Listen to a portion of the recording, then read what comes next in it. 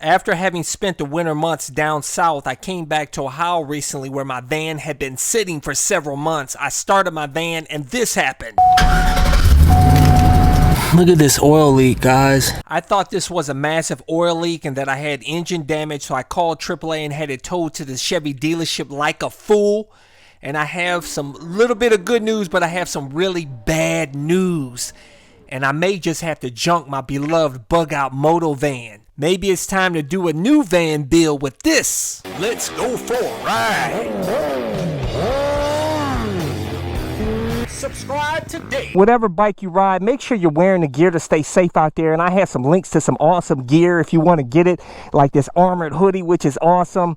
My super lightweight carbon fiber helmet that comes with an automatic tint shield, my motovlog camera, shorty gloves, airbag vest to help keep you safe. I have links to all my gear in the description and comment section of this video. And I had AAA tow it to the dealership, and come to find out, they said it's not oil. They said the engine's fine, which is good, but it was the power steering lines had corroded. They charged me like what, $600 and something to fix the two power steering lines and cooler, and guess what? It's still leaking, guys. I took it back 3 times because it has not stopped leaking. They claim that this is residual. Look at this. They claim this is residual power steering fluid that's coming from the lines above and trickling down. Now, mind you, this was fixed last Thursday. And here it is Monday, and they're claiming it's still residual power steering fluid that's coming down. They swear it's not leaking anything. And they said they had power wash it and everything, and it's not leaking. Here, look at this, guys. It's still leaking, okay? I'm going to put in a dispute with my credit card company because I'm not paying $600 and something for something that they didn't fix right. Plus, diagnose why the headlights are not coming on because of, they charged me $140 to diagnose for 1 hour of work, by the way, to diagnose that it's a wire, wires that are a connection that's corroded or whatnot, and they want $850 to fix that. And I said, no way. I'll just put the highs on because it works with the highs, but it won't work with the lows, and I'll just not drive it at night. I'm not paying $850. With American vans and trucks, at least the older ones, I don't know about the newer ones, they will rust out, man. This thing, look at this, guys. It's got a lot of rust underneath. It's got rust, and because it has corrosion, stuff is starting to break down on it. And this van is costing me like $1,000 to $2,000 in repairs every year, and I only use it maybe twice a year at that to go on trips. It sits most of the time. See the corrosion here, guys? See the corrosion?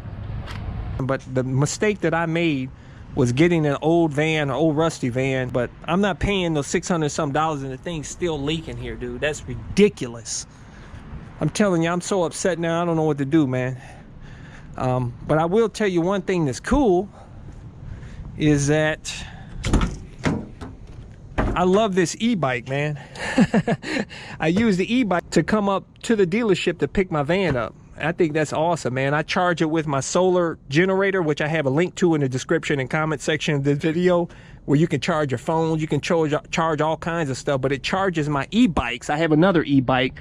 It's a folding e-bike that's even cheaper than this that you may be interested in. I have a link to that folding e-bike that does like 25 miles an hour, but it has, and you can pedal with it, which is awesome. But this is, I really like this Suron X. It's really cool because it does like 46, 47 miles an hour. You get 50-mile range on it, only charges in 3 hours. It's cool, man. But I'm telling you, it's nice having a van. As you guys know, I built this van so that I can live in it with my motorcycle and travel across the country, which I went on several trips. Go check out my bug out van playlist. I'll include a link in this video if you want to go see the van trips I've done, which has been awesome. And I did a van build series. So you can build your very own camper van as well, step by step, very simple and easy. I didn't have any background in any type of construction or anything, and I just did this myself. Very simple and very inexpensive to do. You could probably do a build like this probably for less than like $3,000–$4,000, not including the van. But don't get a cheap Chevy van like I did. I paid $3,000 for this. Now, mind you, the motor's good, but the thing will rust out, you know. So, and that's a shame. All the work I put in this, and the thing is just every year something's corroding and getting damaged. But I want to get your opinion on this. Could that really be residual power steering fluid that's leaking down from here after he fixed this last Thursday and it's been leaking like this ever since? Tell me, for you mechanics out there, let me know, guys. I tell you that I will never go to another Chevy dealership mechanic ever again. A lot of you guys told me, you know, don't go to a dealer mechanic. You know, they're going to rip you off. It's almost guaranteed. But like I said, I thought it was an engine problem, and I like to have the dealer because they tend to know, they don't play around, and they can diagnose the problem right away. I had wanted to take a trip. As I told you, this year I wanted to take a trip to Montana and across the country here. And I have a friend of mine that she wants to travel with me on the trip to Montana.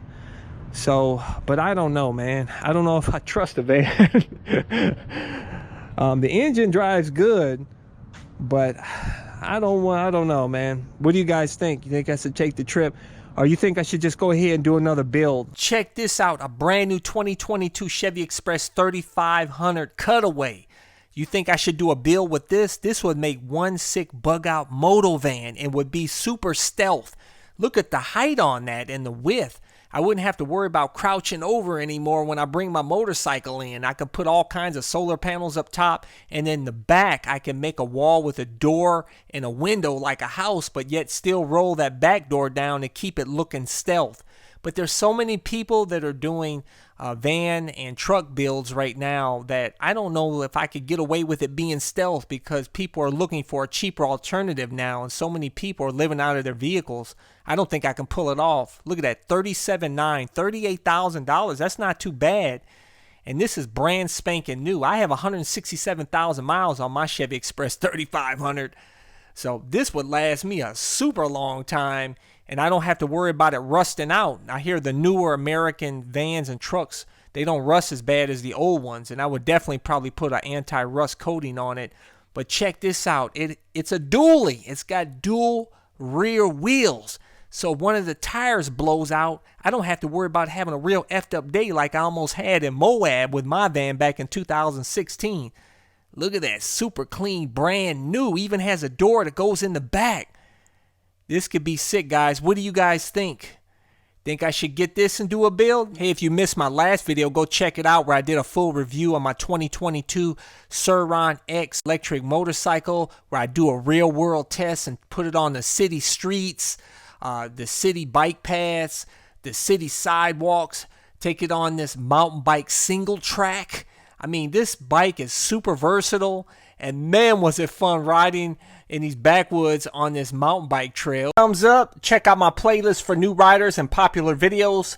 Don't forget to comment and subscribe.